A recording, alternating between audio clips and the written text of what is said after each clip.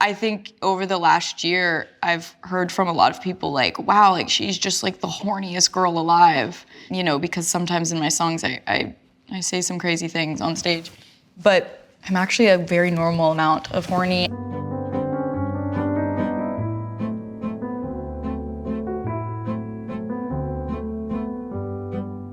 Hello, I'm Sabrina Carpenter, and today I'm going to be painting my self-portrait. Drawing for me is the most free-handed pastime activity that I have in my whole life. Like, I don't really ever think about it. I don't think about the outcome. I don't think about what I'm doing before I do it. I just sort of do it for fun, which I guess in a sense is like the most pure thing that's ever come out of my mouth. But I really do see it as more just like something I do that makes me happy, as opposed to something I do with the intention of hoping it turns out great. I think even this is like probably like a weird version of me that's like not actually what I look like in the mirror. I've just always had like light hair, dark eyebrows, blue eyes. And I didn't realize that that would be the thing that kind of haunts me for the rest of my life, because like my bangs and my dark eyebrows, like I can't really, even wearing a mask doesn't really do much if I'm trying to be, you know, incognito.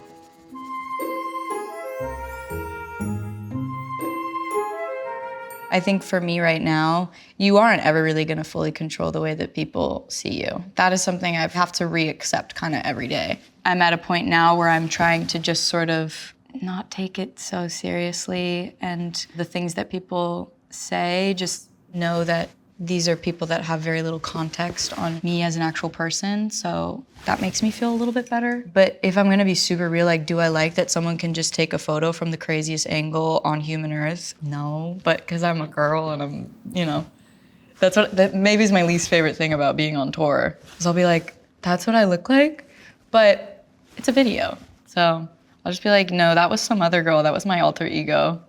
That wasn't me out there. It hasn't really shifted, other than the fact that I think it's really exciting and heartwarming now that when, you know, people come up to me, it's because of the songs that I write. I mean, they're so close to me and they're so personal. It's like an extension of me. Whereas, you know, shows and different films I've worked on, they're a collaboration of so many different people coming together to create a product, as opposed to just, you know, all the pressure sort of being on me and the words I'm saying.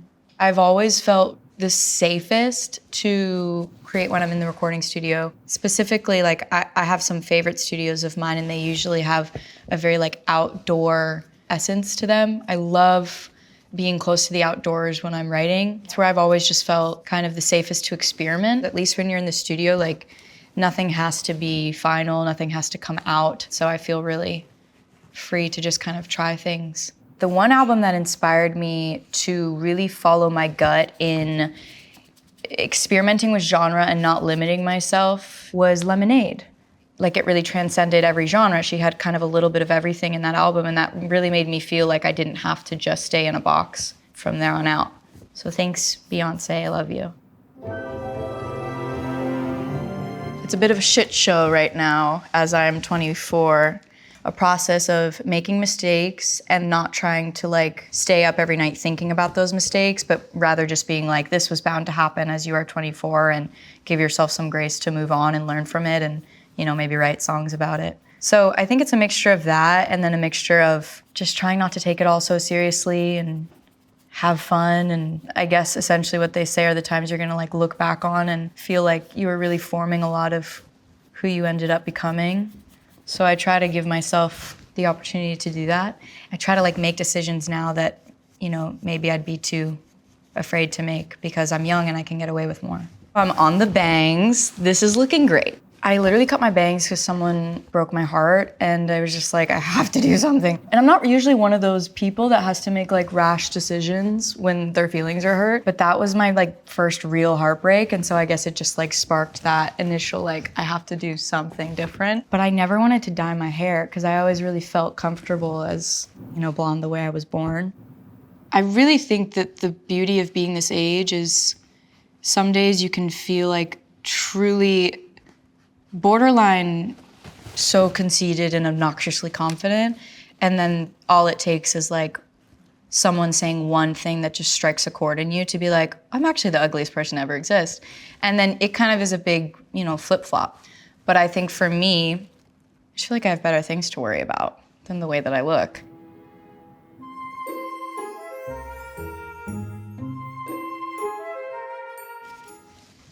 Yes. I do feel, yeah, like I'm not gonna lie, like I definitely feel like a little bit more pressure on like, you know, the words that I choose to say and just in general kind of like decisions. But I then also have to think about it on the scale of like, if, you know, the people that are judging my answers so harshly and critically were put in the same position, like would they nail it and crush it every time? Probably not. So then I feel a little bit better. I think over the last year, I've heard from a lot of people like, wow, like she's just like the horniest girl alive, because sometimes in my songs, I say some crazy things on stage. But I'm actually a very normal amount of horny, and also just, you know, a lot of it is because I'm able to kind of have fun and play, and, you know, when I'm doing these live shows, it's just a matter of not taking things too seriously. And I love play on words and I love funny innuendos. It's just always been something that makes me laugh. So yeah, I'm not the horniest girl alive, for sure. A lot of people have careers that I admire for different reasons. Stevie Nicks is one of my favorite artists. He's just such a legend. Margot Robbie's someone I love. I like the choices that she makes and how she kind of is able to really showcase herself and all her talents in very different ways and produces a lot of the stuff that she makes. I think that's really impressive and amazing. Zendaya, obsessed with Zendaya. And I think that she's always, again, kind of really just remained so true to herself. I would say in the last few years especially, like people that have come into my life have really affected the music that I've made and what I've written about and what has felt important enough to write about.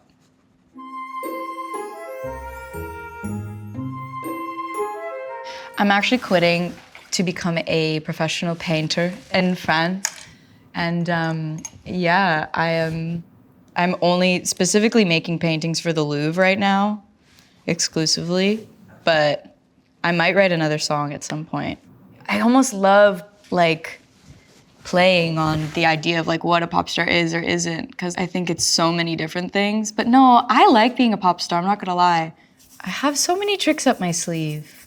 My favorite thing about this time in my life is I feel really, really inspired to just continue to write and write about the things that confuse me and make me happy and make me sad and make me excited. And, you know, I think I felt a lot more comfortable in my own voice after my last album came out, and just that tour brought me a lot closer to my fans, and I can just kind of have fun with it now, which is nice. Honestly, the pandemic sort of did a lot for me, because I just really realized in that period of time that all of this is very uncertain, and it makes me happy to write music, regardless of if someone hears it or no one hears it. Like, I just love writing music because I love it. And that made me kind of want to just feel a little bit more loose in what I was writing and not having to worry so much about the aftermath of it all. More just like, this is what feels honest. And it felt like a really big weight off my shoulders. I think my whole thing is I just want to keep surprising myself and learning that I can do things I didn't know I could. Like this painting. I really am not like a painter. I'm more of a drawer, so the painting was like a little scary to me, but this is really therapeutic, I'm not gonna lie. I've gotten paint everywhere, but other than that, like, this is super chill. I'm done. Should I sign it? Voila, question mark? Do I have to like look like that? Because then they're gonna be like, that looks nothing like her. So in my head, this is what I look like. I think that's something that we all need to remember more though, is like, these answers are fleeting as I am changing and evolving like every 2 seconds. Same with everybody, you know?